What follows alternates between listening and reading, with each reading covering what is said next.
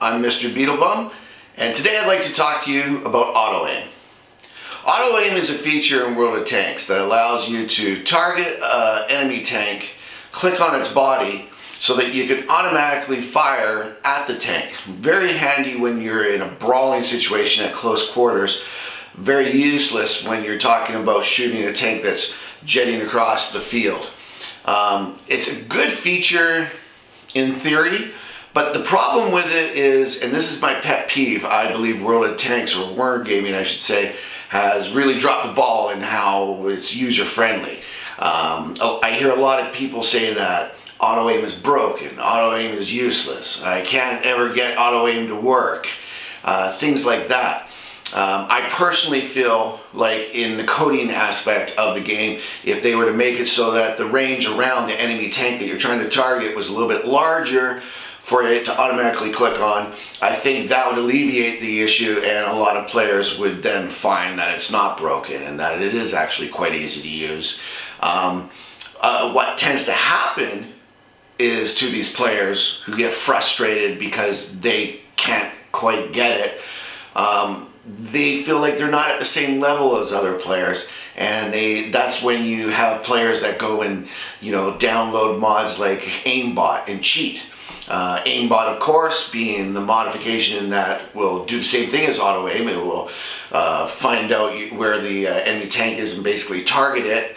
But then on top of that, it will also use trajectory, velocity of the shells, distance and whatnot, and to figure out how far in advance it needs to shoot when a tank is going across the field.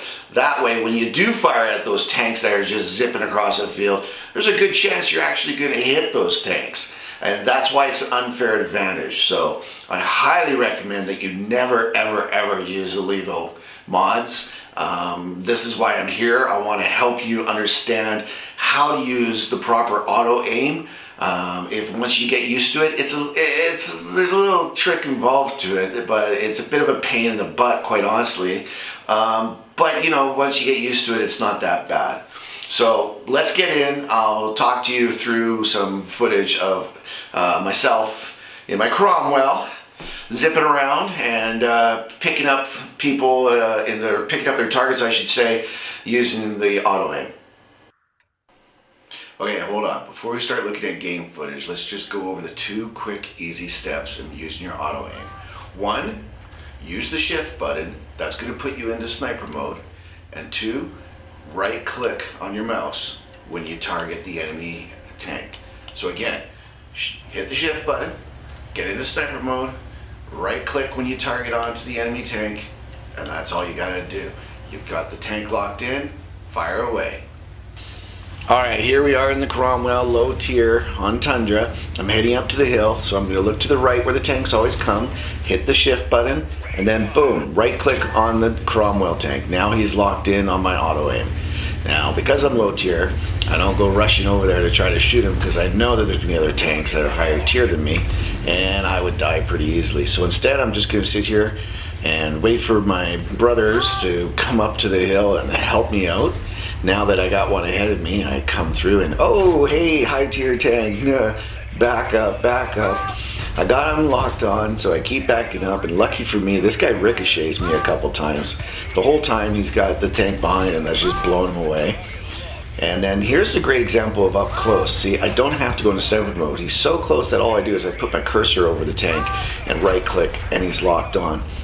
But the next tank you're going to see here, again, this video was made just to show you this, so I'm going into shift, or sorry, I'm hitting shift and going into sniper mode for everything. I did that with him, and sure enough, the Italian tank gets blown up.